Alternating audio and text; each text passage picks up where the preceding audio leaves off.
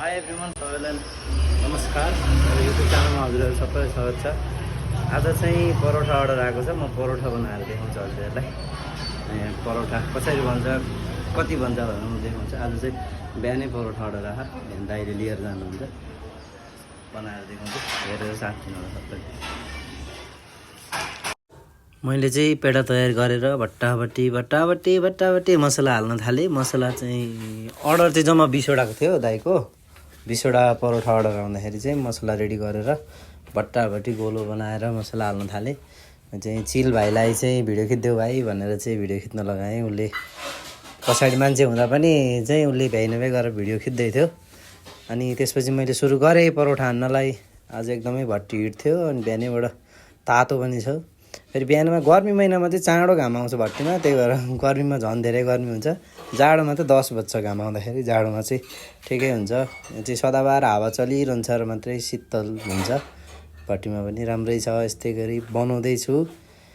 यो चाहिँ आलु परोठा, आलुको मसला हालेर आँटामा राखेर बनाइन्छ आलु परोठा चाहिँ। पछिबाट बटर लगाइन्छ। यो चाहिँ हाम्रो यो व्यवसाय सङ्घले नै राखेको छ। पनिर बटरहरू भ्याइ गरेर म प्याक गर्दैछु।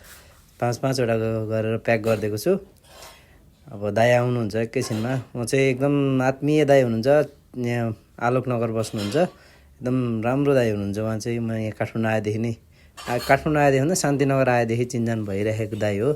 उहाँसँग चाहिँ राम्रै छ, सबै कुरो मिल्दैछ, राम्रै छ। अब यस्तै छ, हेरेर साथ दिनु होला साथीहरू। आजको शनिबार बिहानैबाट यस्तै छ। दिउँसोमा चाहिँ के हुन्छ भन्न सकिँदैन। कहिलेकाहीँ खाली बस्न पनि पाइन्छ, कहिलेकाहीँ मान्छेहरू।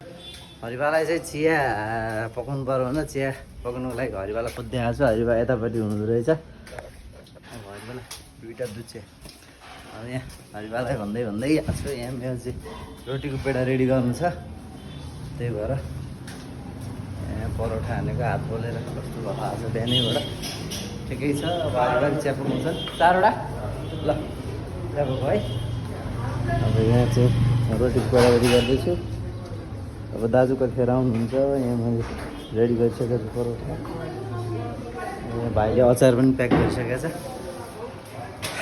ठिकै छ। अब दाइ आउनु भयो भने यसो कुराकानी गरौँ भनेको छु। त्यही पनि मान्नुभयो भने, नत्र भने छैन। ठिकै छ।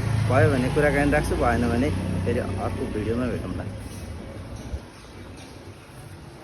मान्छे 1000 रुपियाँ चाहिँ हराउनु 1000 रुपियाँ हरा। दाजु आइसक्नु भएको छ परोठा लिएर भनेर 1000 रुपियाँ हरायो भन्दै। अब यस्तो पनि हुन्छ त, क्यास पैसा अहिले अप्ठ्यारो हालेर दिने त्यो हावाले उडायो दाजुको 1000 रुपियाँ छट। अब यसतिर त कहाँ बाँकी होला त। त्यही भनेर केही छैन, सत्यको धन भयो, मजाले भेटिन्छ। अब परोठा मन्दिरको लागि के सत्यको धन। यो परोठा कसको लागि भनिदिनु पर्छ। यो सत्य साई केन्द्र आलोकनगरमा होइन, बाल विकास केटाकेटीहरू छन् कि त्यहाँ सन्दन नानी बहिनीहरू एउटा क्लास हुन्छ त्यहाँ। त्यसको लागि चाहिँ उनीहरू बिहानदेखि 8 बजीदेखि बसिरहेको हुन्छन्। त्यही भएर उनीहरूलाई ब्रेकफास्ट खानु ठिक छ गाइस, थाहा भयो होला। अब याद गर्नु होला। ओके, थ्याङ्क यू दाइ। अब दाइको 1000 रुपियाँ भेट्यो भने चाहिँ फिर्ता दिनु होला है। दाइ